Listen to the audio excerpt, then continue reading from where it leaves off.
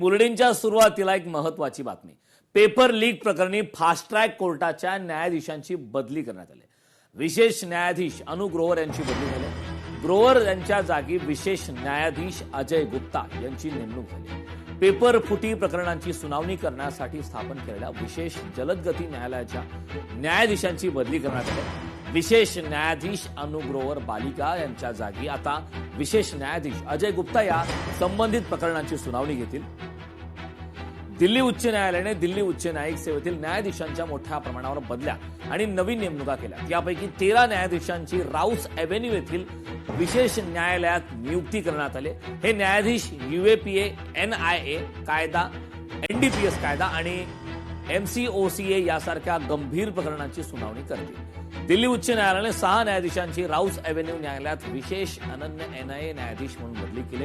या न्यायाधीशांमध्ये अनु ग्रोवर बालिका, विकास धूल, प्रशांत शर्मा, अमित बंसल, किरण बंसल आणि पुलस्त प्रमाचल यांचा समावेश आहे. दिल्ली उच्च न्यायालयाच्या आदेशानुसार हे न्यायाधीश 4 ऑगस्टपासून राऊस एव्हेन्यू येथील विशेष अनन्य NIA या न्यायालयाचा कारभार स्वीकारतील.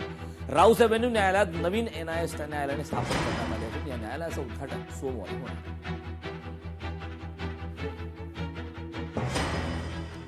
निफाड तालुक्यात अनुदानित युरिया खताचा काळा बाजार पाहायला मिळाला. कृषी अधिकारी आणि लासलगाव पोलिसांनी ही मोठी कारवाई केली. या कारवाईत 84 लाखांचा मुद्देमाल जप्त करण्यात आला. 4 संशयित आरोपी लासलगाव पोलिसांच्या ताब्यात आहेत. निफाड तालुक्यात अनुदानित युरिया खताचा काळा बाजार करणाऱ्या टोळीविरोधात जिल्हा परिषदेच्या कृषी विभागाच्या भरारी पथकाने आणि लासलगाव पोलिसांनी संयुक्त कारवाई करत मोठा साठा जप्त केलाय. या कारवाईत सुमारे 19 लाख रुपये किमतीच्या 761 युरिया खताच्या गोण्या तसेच सुमारे 65 लाख रुपये किमतीचा ट्रक आणि आयशर टेम्पो असा एकूण अंदाजे 84 लाख रुपयांचा मुद्देमाल जप्त करण्यात आलाय.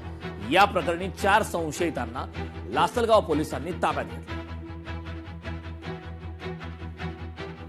विंचूर परिसरात एका शेडमध्ये जे अनुदानित युरिया आहे ते इंडस्ट्रियल युरियाच्या बॅगमध्ये बदल करून त्याचा काळा बाजार करण्याचा काही व्यक्ती प्रयत्न करत होत्या.